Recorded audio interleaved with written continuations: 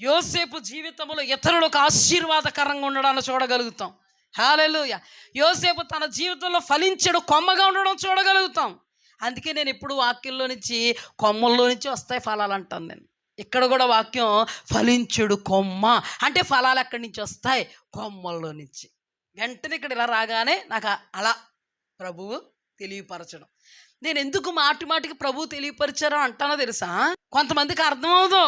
ఒక వ్యక్తి నాకు మెసేజ్లు పెడుతున్నాడు, ఇదేనా పాట అంటే అన్నాడు. ఇదేనా పాట అంటే? అది తన భాషలో ఘాటుగా, మీ టాలెంట్ చాలా బాగుంది, కానీ టాలెంట్ చూపించుకోవాలనుకోకండి. నా టాలెంట్ చూడండి. ఇప్పుడు నా టాలెంట్ ఇచ్చింది, నేను టాలెంట్ అన్నాం. ఇప్పుడు ప్రమోద్ బ్రదర్ గురించి మీకు చెప్పాను కదా, ఆ బ్రదర్ ఇంక కష్టమాటు దేవుడు దేవుడు దేవుడు దేవుడు అంటే, అమ్మగారు చాలా టాలెంటెడ్ పర్సన్ మీరు, మట్లు మాణిక్యం, మీ టాలెంట్ అండి అది అన్నాడు. అప్పుడు నేను అన్నాను, ఒప్పుకోలేదు. నేను టాలెంట్ అంటే ఒప్పుకోనమ్మా, నేను ప్రభు ఇచ్చిన కృపానాలు మనం అన్నాను. హల్లెలూయా. అది నా సాక్షి. మనకు దేవుడు అంటే ఏంటో తెలుసు కాబట్టి, అనుభవాలు ఉన్నాయి కాబట్టి దేవాస్తోత్రం అనుకున్నాను. హల్లెలూయా. దేవాస్తోత్రం అనుకున్నప్పటికీ బుధవారం మీటింగ్కి వెళ్ళాను. కరెక్ట్గా మీటింగ్ ముగించుకుని హ్యాండ్ బ్యాగ్ పెట్టుకోవడానికి వచ్చి కారులోకి జస్ట్ ఇలాగా ఓపెన్ చేయగానే, ఇలాంటి వాళ్ళు ఫాలో అవ్వకండి, దేవుని వాక్యం ఇలాంటి వాళ్ళ గురించే చెప్తుంది. నా గురించి మాట్లాడుతుంటా ఆయన. దేవుని వాక్యం చెప్తున్నట్టుగా ఇలాంటి వాళ్ళని నమ్ముకోకండి, ఇలాంటి వాళ్ళు ఎంతనో లాగేస్తారు, అస్సలు నమ్ముకోకండి అన్న పెట్టారు. దేవాస్తోత్రం అనుకున్నాను. దేవునికి మహిమ. ప్రభువా మేమేంటో మీకు తెలుసు, ఇలాంటివి ఉన్నప్పుడే మాకు చాలా ఆశీర్వాదం అని అనుకుని, ఎందుకు నా దేవుడు అంటే నాకు నిరీక్షణ అయ్యింది. ఆ మరుసటి రోజు పాపం పెట్టలేదు అయ్యగారు.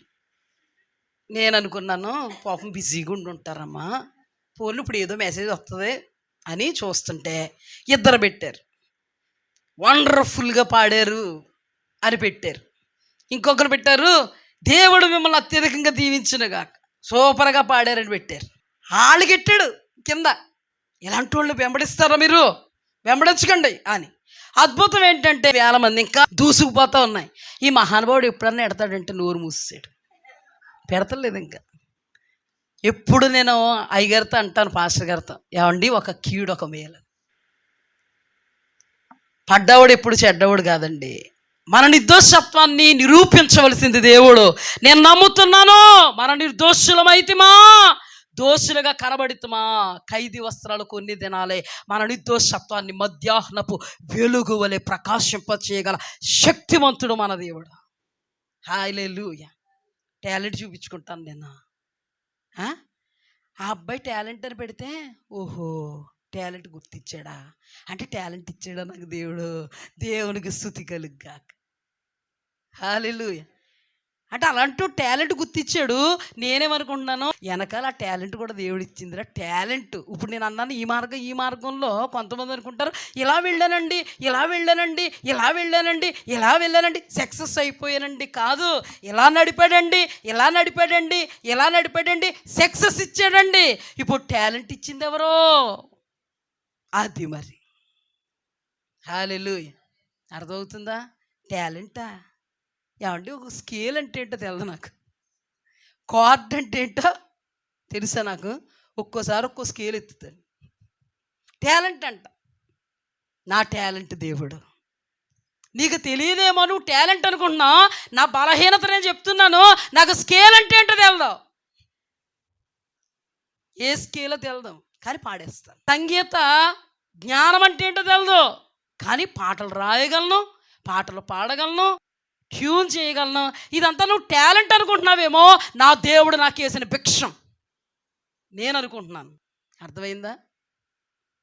ఇలాంటి వాళ్ళు అందరూ మా అలాంటి వాళ్ళని చూసంట డబ్బుల కోసం వాటి కోసం టాలెంట్ చూపించుకుంటాం మేము. దాని అర్థం అదే కదా, మేము గొప్పోళ్ళు వయసోడుండో. నేను చెప్పేది ఏంటో తెలుసా, మన నిర్దోషులమైతిమా, ఖైదీ వస్త్రాలు మన మీద పడడం తథ్యం, కొన్ని దినాలు మాత్రమే. మన నిర్దోషత్వాన్ని మధ్యాహ్న వెలుగుగా దేవుడు ప్రకాశింపజేస్తాడు. పడ్డవాడు ఎప్పుడు చెడ్డవాడు కాదండి. యోసేపు కూడా తన జీవితంలో ఖైదీ వస్త్రాలు వచ్చాయి, కానీ అతని జీవితాన్ని మనం చూడగలుగుతాం. మధ్యాహ్నపు వెలుగు వలె తన నిర్దోషత్వాన్ని వెల్లడిపరిచారు దేవుడు. హల్లెలూయా. దేవుని విషయంలో నాకు చాలా బాధ కలుగుద్ది. ఎందుకంటే దేవుడి దగ్గర తగ్గించుకుంటూ ధ్యానపూర్వకంగా పాడుతూ నరాలో ఎంత ఇబ్బంది పెడతాయో తెలుసండి. సంఘం అంతటిని ఒక్క రాళ్ళ నడిపించడం అంటే, ఇదేమైనా వెనకతలు మ్యూజిక్ ఇన్స్ట్రుమెంట్స్ అయ్యి ఉండి సాఫీగా ఆగి పాడిదా ఇది? ఒక్కసారి మొదలెట్టామంటే మళ్ళీ 5-6 పాటలు అయ్యే వరకు కమ్మగా ఉంది, అతనికి సమ్మగా ఉంది. ఇన్స్ట్రుమెంట్స్ లేకుండా పాడగలరా అని పెట్టాడు నాకు.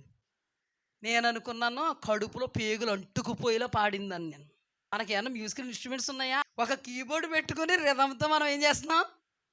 పాట పాడుతున్నాం రిథమ్తో. మా అమ్మ అంటారు, అమ్మా దేవుడు నిన్ను చూస్తున్నారు, కన్న తల్లిగా నువ్వు అలా పాడుతుంటే నాకు చాలా ఇది అవుతుందమ్మా, ఇక్కడ నరాలు అయి తీరిపోయి చూస్తాను, నువ్వు ప్రభు కోసం ప్రయాసపడుతున్నావు, నీ ప్రయాసం దేవుడు కనపరుస్తాడు. హల్లెలూయా. పాటలు అనుకుంటున్నారండి ఒక్కరు పాడడం, కానీ అతనికి ఎలా కనబడుతున్నాను నేను? ఎవరు వెంబడించకండి వెళ్ళి, వాళ్ళు ఎవరో దేవునికి మహిమ కలుగ్గా కానీ మెసేజ్లు పెడితే వాళ్ళు ఎక్కడ నన్ను వెంబడించేస్తారని కింద వాళ్ళకి, ఇలాంటి వాళ్ళని వెంబడించొద్దు. నువ్వు వాళ్ళిద్దరిని నువ్వు వెంబడించొద్దు అన్నావేమో, 1000 మంది వెంబడించారు ఇప్పుడు నన్ను. అందుకేనండి ఇప్పుడు దేవుడిని నమ్ముకున్నవాడు సిగ్గుపడ్డాం.